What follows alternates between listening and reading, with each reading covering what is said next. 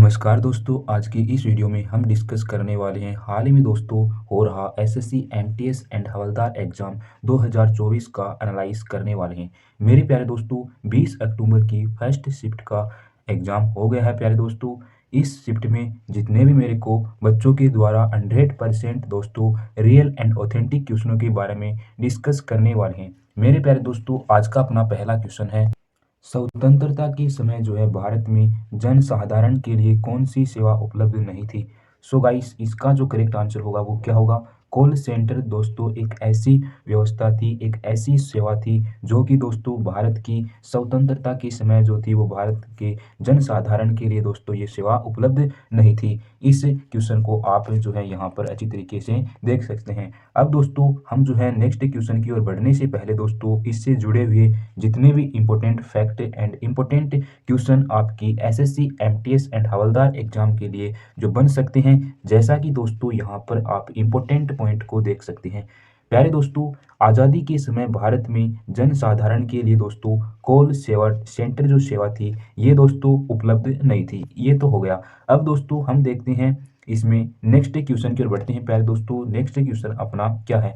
यहाँ पर दोस्तों नेक्स्ट क्वेश्चन आप देख सकते हैं, खारे यानी दोस्तों जो लवण होता है उसमें एक झील जो बालू रोधिका और संकरी जल द्वारा समुद्र से अलग हो जाती है, उसे क्या कहते हैं? उसे हमसे पूछा गया है। मेरे प्यारे दोस्तों, इसका जो करेक्ट आंसर होगा वो क्या होगा? लेगुन जो है उसको कहा जाता है।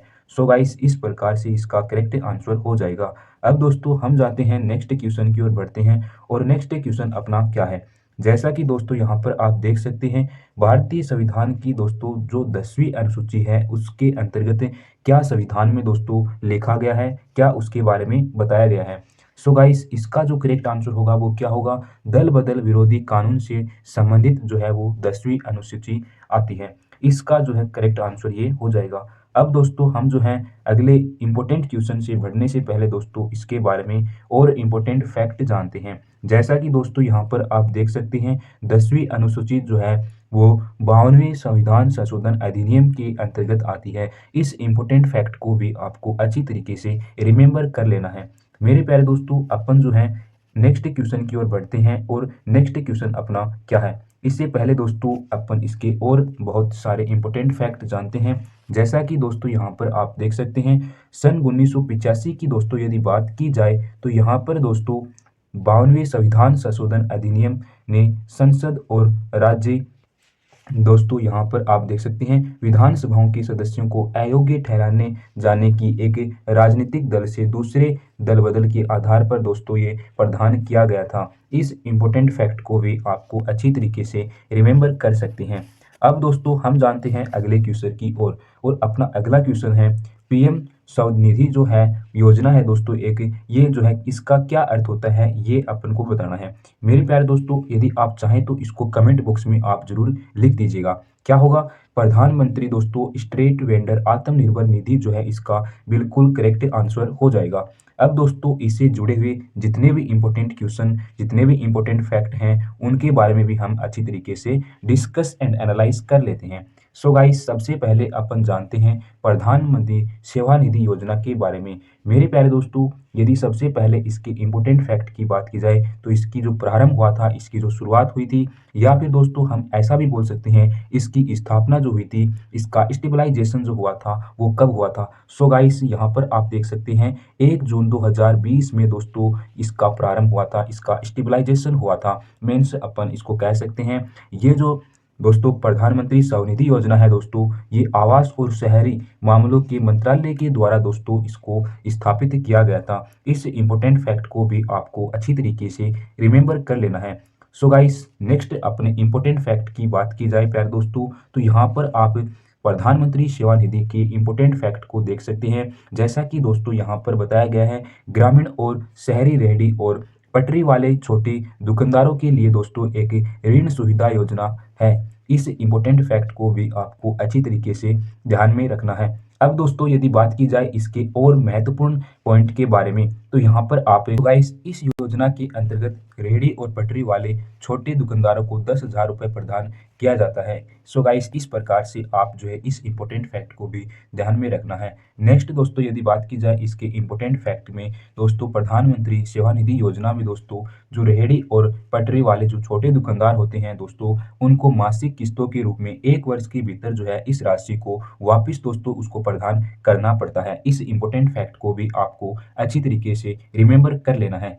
तो गाइस इसी प्रकार से नेक्स्ट क्वेश्चन की ओर बढ़ते हैं और अपना नेक्स्ट क्वेश्चन क्या है दोस्तों, डीएनए और राइबोसोम किस कोशिका के अंग होते हैं? मेरे प्यारे दोस्तों इसका जो करेक्ट आंसर होगा वो क्या होगा, माइटोकॉन्ड्रिया और लगभग दोस्तों इसका बिल्कुल करेक्ट आंसर हो जाएगा। अब दोस्तों हम जानते हैं इससे जुड़े हुए जितने भी इम्पोर्टेंट फैक्ट जो कि हमारी एग्जाम के लिए बहुत ही महत्वपूर्ण रहने वाले हैं। जैसा कि दोस्तों यहाँ पर आप देख सकते हैं कोशिकाएं जीवन की बुनियादी संरचनात्मक और कार्यात्मक इकाई होती हैं। सो गाइस इसको भी आपको अच्छी तरीके से ध्यान में रखना है। नेक्स्ट क्वेश्चन की ओर बढ़ते हैं प्यारे दोस्तों। नेक्स्ट क्वेश्चन अपना क्या है, किस कृषि स्लेब एंड बर्न कृषि के नाम से जाना जाता है? मेरे प्यारे दोस्तों आपको बताना है कि ऐसी कौन सी कृषि है जिसको स्लेब एंड बर्न कृषि के नाम से भी जाना जाता है। सो गाइस इसका जो करेक्ट आंसर होगा वो क्या होगा, स्थानांतरण कृषि इसका बिल्कुल करेक्ट आंसर हो जाएगा। अब दोस्तों हम जानते हैं स्थानांतरण खेती के बारे में। मेरे प्यारे दोस्तों स्थानांतरण खेती के बारे में यदि जाने तो सबसे पहले दोस्तों स्थानांतरित खेती दोस्तों खेती का एक मॉडल है जिसके अंतर्गत दोस्तों क्या होता है, स्लेब एंड बर्न तकनीक इसके अंदर शामिल है, मेन से इंक्लूड किया गया है।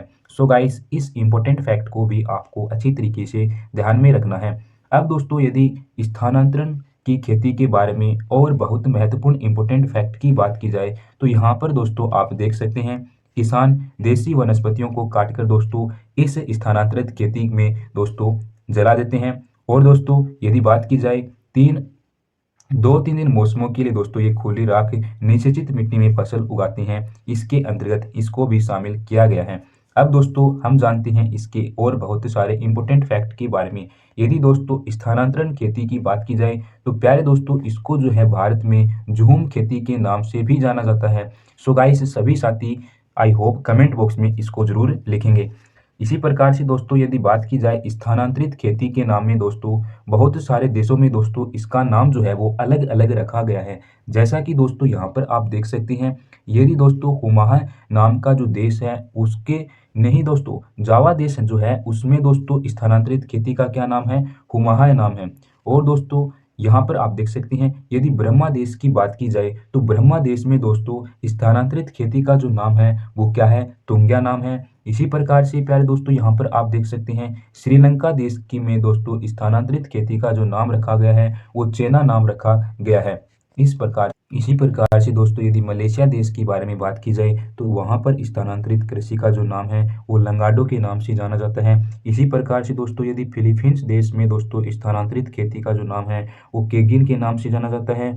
और यदि थाईलैंड देश की बात की जाए तो वहाँ पर जो है स्थानांतरित खेती को एक तामराही के नाम से जाना जाता है। इसी प्रकार से दोस्तों और बहुत सारे देशों में इसको अलग अलग नाम से जाना जाता है। जैसा कि दोस्तों यहाँ पर आप देख सकते हैं अफ्रीका और मध्य अमेरिका में दोस्तों स्थानांतरित खेती को जो है मिलपास के नाम से जाना जाता है। सो गाइस आई होप सभी साथी जो है एक बार कमेंट बॉक्स में जरूर इसको कमेंट करेंगे। अब दोस्तों यदि बात करें यदि वृक्षारोपण कृषि में दोस्तों वृक्षारोपण कृषि में दोस्तों क्या होता है, इसमें संपूर्ण वर्ष के लिए दोस्तों एक ही फसल उगाई जाती है। इस इम्पोर्टेंट फैक्ट को भी आपको अच्छी तरीके से ध्यान में रखना है। अब दोस्तों यहाँ पर बात की जाए दोस्तों वृक्षारोपण कृषि दोस्तों एक प्रकार की जो है व्यावसायिक खेती मानी जाती है। सो गाइस इस प्रकार से आप इसको अच्छी तरीके से ध्यान में रख सकते हैं। अब दोस्तों यदि बात की जाए आदिम निर्वाह कृषि की दोस्तों यदि बात की जाए तो इसके अंतर्गत यहाँ पर आप देख सकते हैं इसमें दोस्तों फसलों की खेती आदिम तकनीकों का उपयोग करके दोस्तों किया जाता है। इस इम्पोर्टेंट फैक्ट को भी आपको अच्छी तरीके से ध्यान में रखना है। नेक्स्ट क्वेश्चन की ओर बढ़ते हैं प्यारे दोस्तों। नेक्स्ट क्वेश्चन अपना क्या है, वी सत्यनारायण शर्मा दोस्तों एक जो है बहुत ही शास्त्रीय नृत्य के रूप में है दोस्तों, जो कि दोस्तों किस नृत्य से संबंधित है ये हमसे पूछा गया है। सो गाइस कुचिपुड़ी नृत्य से जो है इसका बिल्कुल करेक्ट आंसर हो जाएगा। सो गाइस इसी प्रकार से अपन इससे जुड़े हुए जितने भी इंपॉर्टेंट क्वेश्चन और बन सकते हैं उनके बारे में भी अपन अच्छी तरीके से डिस्कस एंड एनालाइज करने वाले हैं। जैसा कि दोस्तों यहाँ पर आप देख सकते हैं, वी सत्यनारायण शर्मा दोस्तों एक भारतीय शास्त्रीय नृत्यक और दोस्तों साथ ही में वह कोरियोग्राफर भी थे। अब दोस्तों यदि बात की जाए जिसको कुचिपुड़ी के शास्त्रीय नृत्य के प्रमुख प्रतिपादकों में से दोस्तों एक माना जाता है।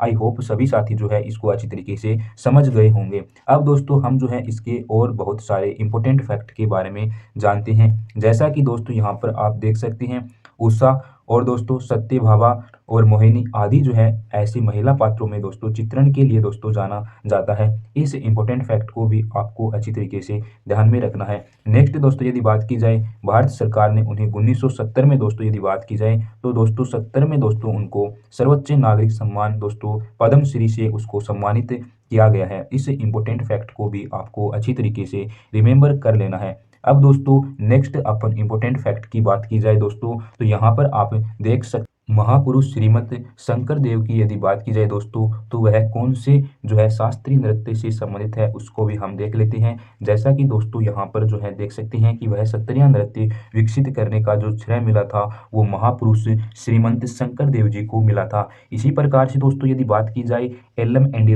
एल्लम इंदिरा देवी की बात की जाए दोस्तों तो वह जो थे एक भारतीय शास्त्रीय नृत्यांग और दोस्तों शिक्षिका के रूप में भी उन्होंने जो है उसका श्रेय दिया जाता है। अब दोस्तों हम बात कर ले जाए कि एल्लम इंदिरा देवी जो थे वो भारतीय राज्य की कौन सा ऐसा राज्य है जिसमें उन्होंने अपने नृत्य शैली में दोस्तों एक विशेषता के रूप में उन्होंने अपने आप को एक प्रदर्शित किया। सो गाइस यहाँ पर आप देख सकते हैं वो जो थे वो मणिपुरी के शास्त्रीय नृत्य शैली में उनकी एक विशेषक दोस्तों अपना प्रदर्शन उन्होंने दिखाया था। इस इंपॉर्टेंट फैक्ट को भी आपको अच्छी तरीके से ध्यान में रखना है। अब दोस्तों यदि बात की जाए सोनन मानसिंह के बारे में, मेरे प्यारे दोस्तों यदि सोनन मानसिंह की बात की जाए तो इसका जो जाने कि वह कौन से भारतीय राज्य से संबंधित था तो प्यारे दोस्तों यहाँ पर आप देख सकते हैं ओडिसी की एक नृत्यांगना थी दोस्तों। और यहाँ पर आप देख सकते हैं दोस्तों शास्त्रीय नृत्य ओडिसी है और जिसकी उत्पत्ति कहाँ पर हुई थी, उड़ीसा में हुई थी। इस इंपॉर्टेंट फैक्ट को भी आपको अच्छी तरीके से रिमेंबर कर लेना है। मेरे प्यारे दोस्तों अब जो है आपसे एक रिक्वेस्ट है,